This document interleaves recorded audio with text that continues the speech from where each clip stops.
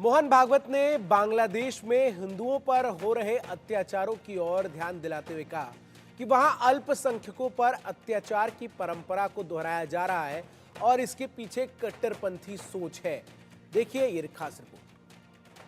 बांग्लादेश में तख्ता पलट के बाद हिंदुओं पर अत्याचार जारी है। कभी घरों में लूटपाट, कभी मंदिरों में आगजनी जैसी घटनाएं आम हो गई हैं। बांग्लादेश में हिंदुओं का जीना मुहाल है। कट्टरपंथियों की वजह से बांग्लादेश में हिंदू समुदाय घुट कर जीने को मजबूर है।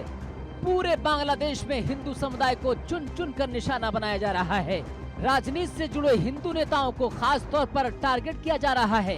कट्टरपंथियों के आगे प्रशासन इतना बेबस है कि गुंडे बदमाश जब चाहते हैं हिंदू महिलाओं को अगवा कर लेते हैं।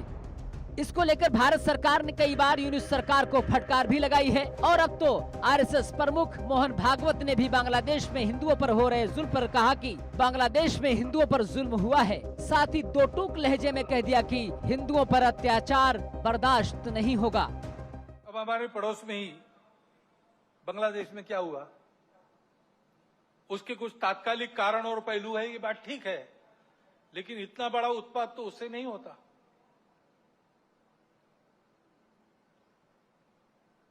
वो कारण उनकी चर्चा जिनका विषय है वो करें, परंतु दो बातें ध्यान में आती है। पहली बात है कि उस उत्पात के कारण वहां के हिंदू समाज पर जो अत्याचार बार बार होते हैं उस परंपरा को फिर से दोहराया गया।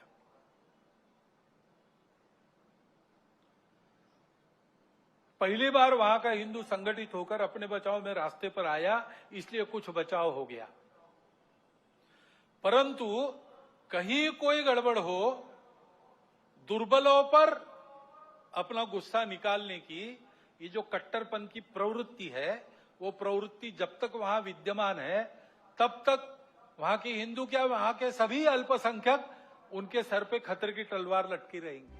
एक तरफ मोहन भागवत की नसीहत तो दूसरी तरफ केंद्रीय मंत्री गिरिराज सिंह की हुंकार जारी है। गिरिराज सिंह ने बांग्लादेश का जिक्र करते हुए कहा कि बांग्लादेश के हिंदुओं पर हो रहे अत्याचार नहीं सहेगा हिंदुस्तान। अब हिंदुओं को एक करने का समय आ गया है। बांग्लादेश में हो रहे हिंदुओं पे अत्याचार नहीं बर्दाश्त करेगा हिंदुस्तान। जिस दिन से बांग्लादेश की घटना घटी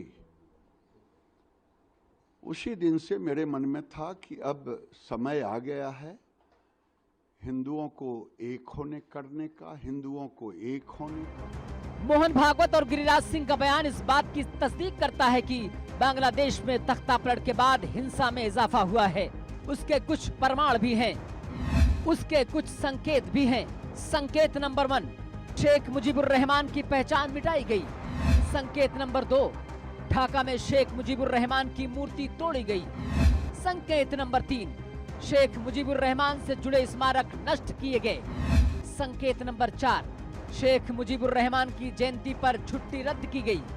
ये तो रही संकेत की बात। अब आपको बताते हैं कि बांग्लादेश में हिंदुओं की आबादी कैसे लगातार घट रही है। साल 1974 में मुस्लिम की आबादी 85.4%, हिंदुओं की आबादी 13.5%।